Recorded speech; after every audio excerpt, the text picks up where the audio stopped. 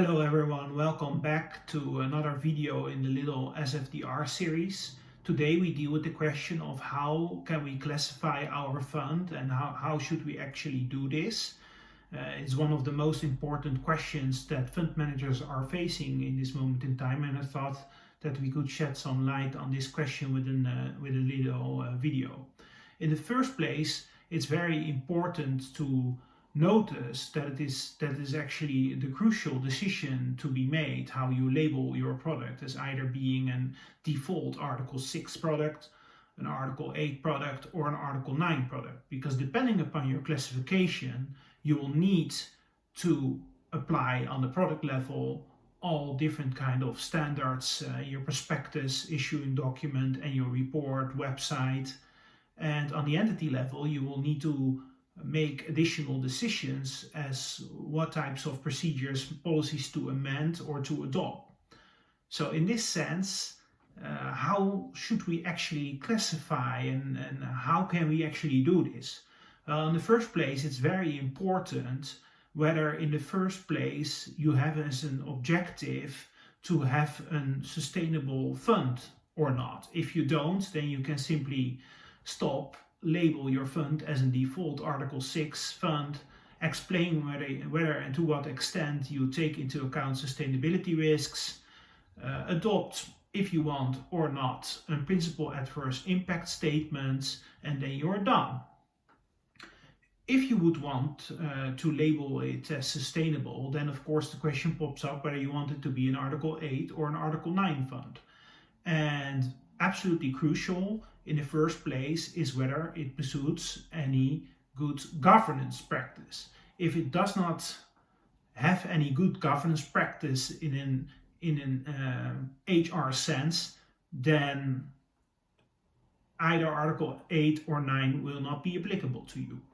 So this is also very crucial. Then another very important question, if it would pursue a good governance practice, is whether the Article 8 or the 9 requirements would apply to you.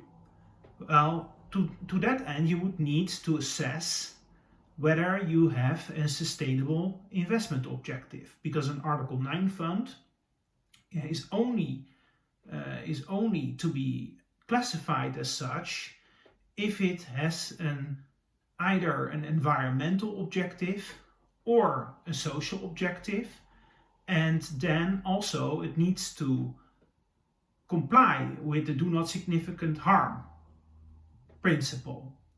Especially this do not significant harm principle is very difficult to comply with, because under the taxonomy regulation so far not that many standards have been adopted that explain how all of this should be dealt with. So in that sense, it's very difficult to comply with what the SFDR and taxonomy regulation are requiring in this regard. And also it's very difficult to assess, measure and monitor whether your investments actually do have a sustainable investment objective or not. So Article 9 is from a legal perspective very difficult to comply with.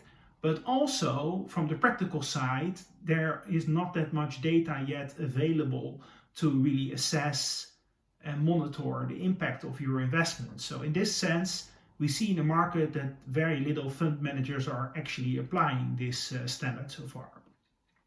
So if you still want to be sustainable but cannot comply with the do not significantly harm principle, you could opt for an Article 8 label.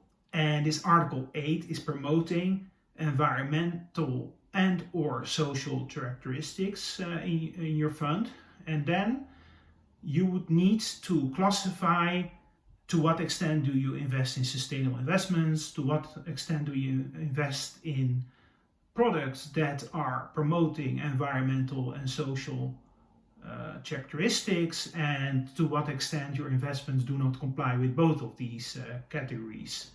So in any case, if it's not promoting, or if you could not assess or monitor or measure this, then again you would need to apply the default category. Having said this, thank you for watching and hope to see you next time. Bye.